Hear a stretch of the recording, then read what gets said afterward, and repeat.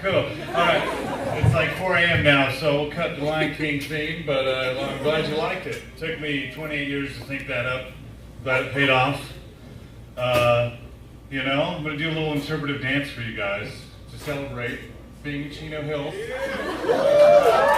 Thank you. That hurt my back. Fuck. I think it's just, you know, from all these years of bending over at that buffet, or kneeling down, bending over, what am I talking about? But yeah, kneeling down is taking, that was a happy accident, folks.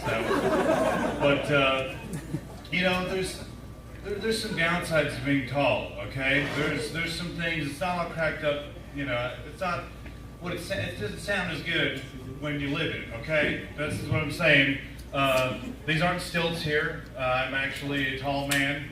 I destroyed my mother. I'm sorry. I was born at this height, actually. A freak child. No, but you know, there's some downsides. Everyone can see your boogers.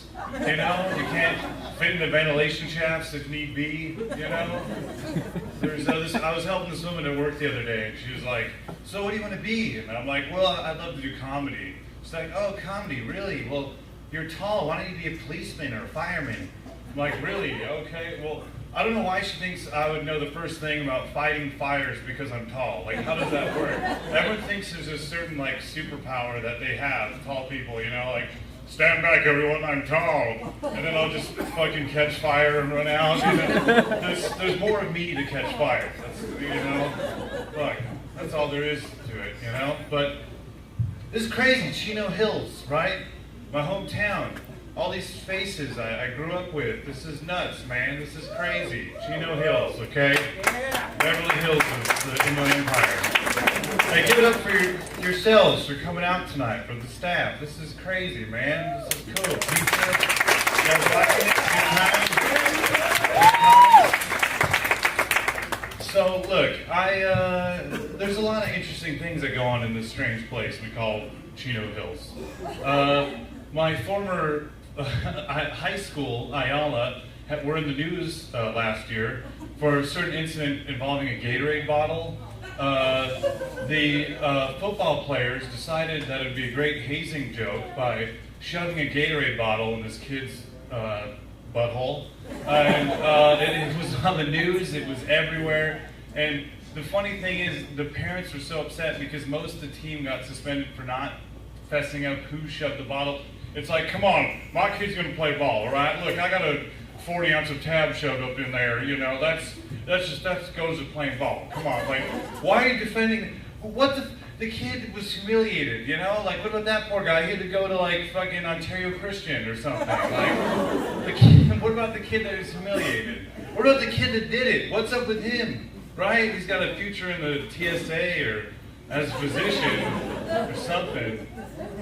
But Chino Hills, man, that's right.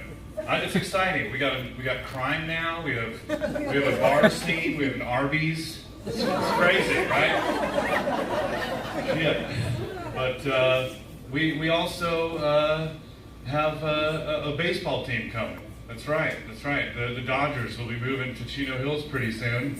And I'll be doing my Vince Scully impression. That was the best segue I can do with Vince Scully. I'm sorry.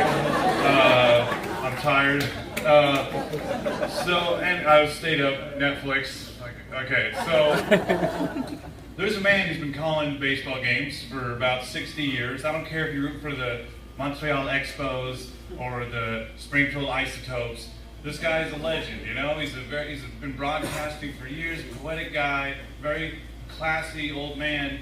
I can't really imagine him saying anything bad about anybody, but it's kind of fun to think about, if you will. Tommy Lasorda's here today, stuffing his fat pig-like face with Dodger dogs. If there's one thing Tommy wants, it's another fucking heart attack topped with mustard and ketchup. You know, I'd love to hear him do a game maybe just completely shit-faced. That would be hilarious, you know? Juan Uribe's up to bat, and boy, I'd love to be his penis for just a day. He may be batting 105 right now, but his Dodger dog's batting 700 if you catch my drift. And I love he'll just chime in with all these years of broadcasting with some very interesting facts, you know, like 20 years ago today in dodgy history, Mike Piazza was so shit-faced, he told everyone that he was a pizza and to take a bite.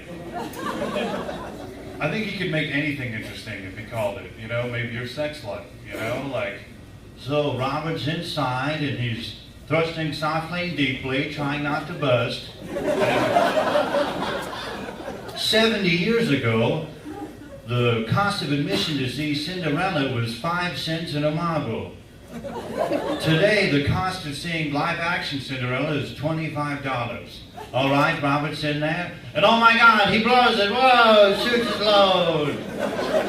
The year of the improbable, the impossible happens, and he comes. 4 million years ago in BC, a caveman named Cum discovered cum and would use it to fend off evil spirits. That's a little superstitious, guys. You know, I don't want to sound, I'm a little superstitious, I'll be honest. You know, I started getting really freaked out because all these people I started Wikipediaing started dying on me, okay? It's fucked up. I know, Steven. It's crazy. I know that gentleman. Get us my hometown, I know people here. So, yeah. I've never sounded like that in my life. I don't know why I did that. I'm out of breath.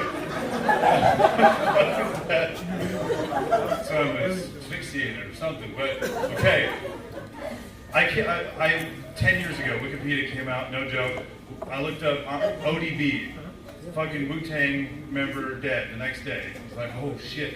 I looked up Leonard Nimoy last week, and Spot goes. I'm like, all right, I'm gonna stop. I'm just gonna IMDb people from now on.